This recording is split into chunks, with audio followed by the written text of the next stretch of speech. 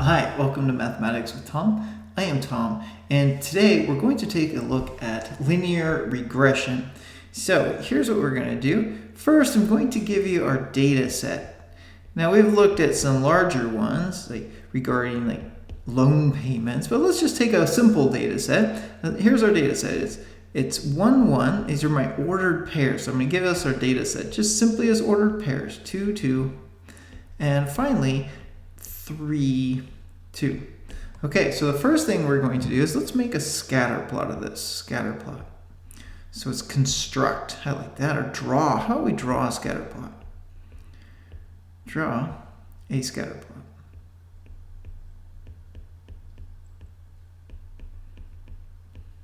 Okay, so recall, well, what do? On the vertical axis, we put the independent variables, and I'm going to make that a little bit bigger.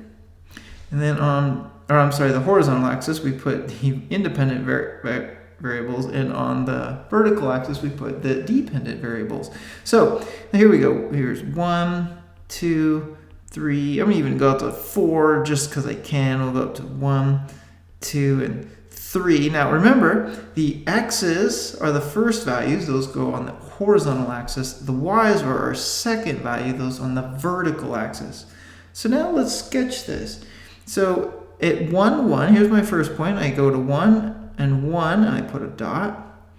My second one says I go to 2 and 2. So I go over 2, and then I go up 2 units. So where those meet, put another dot. And finally, 3, 2 says I go 3 units to the right, and then I go 2 units upward. Okay. Now the question is this I'll write it in white. Does this data fit a linear model? So, well, how do we know that?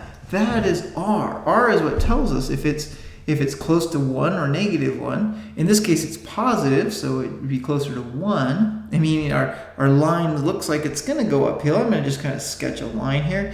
You know, it looks to me like it's probably going to be, something probably like that. That's my guess. I'm not sure. But that would this would be uphill. Uphill, which would mean R would have to be positive, so R positive.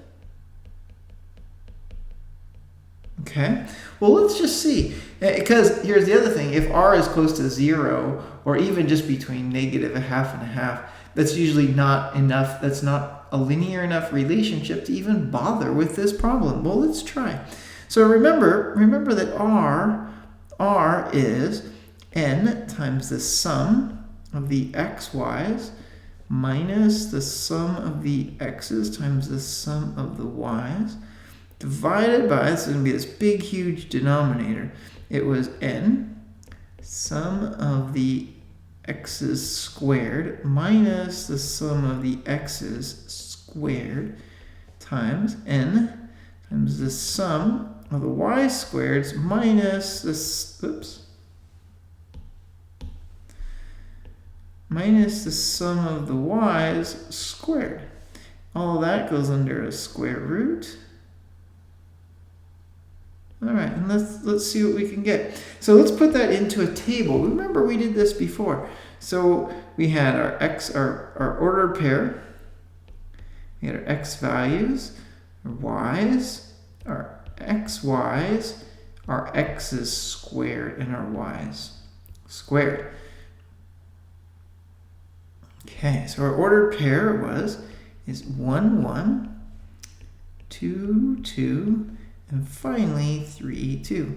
Okay, now let's practice this. So x is 1, y is 1. X times y, or 1 times 1 is 1, 1 squared. And y is 1, so another 1 squared. And then, look at this. Now x is 2, y is 2, so x times y is 4. 2 squared, the x being squared, is 4, and then the y, which is also 2 being squared, is 4. And now our x is 3 in the third row, our y is 2, so now x times y is 6. The x squared, that's the 3, so 3 squared is 9. The 2 is the y squared for 4. But remember, that just gets us to our end goal, which is the summations. So we want to add up all the x's. Well, 3 plus 2 plus 1 is 6. And if I'm adding the third column, the y column, that's going to be 1 plus 2 is 5. Then the xy column is going to be 5 plus 6 for 11. The x squared column is going to be 14. And the y squared column is going to be 9. That's what we're after. Now we can calculate r. So we'll first work on the numerator. So what is our numerator? Our numerator is n. N is the number of data sets, so that's 3, times the sum of the xy's, that's 11, minus the sum of the x's. The sum of the x's is 6, sum of the y's is 5. This is 33 minus 30 for 3. Okay, now let's work on the denominator. So denominator.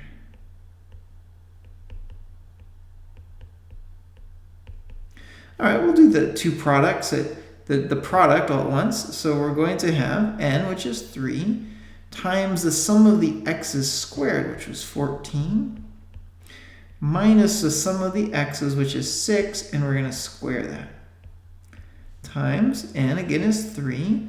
The sum of the y squareds is 9, minus the sum of the y's, well, that's 5, but we have to square it.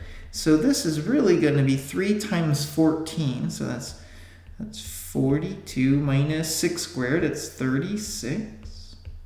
And then 3 times 9 is 27 minus 25.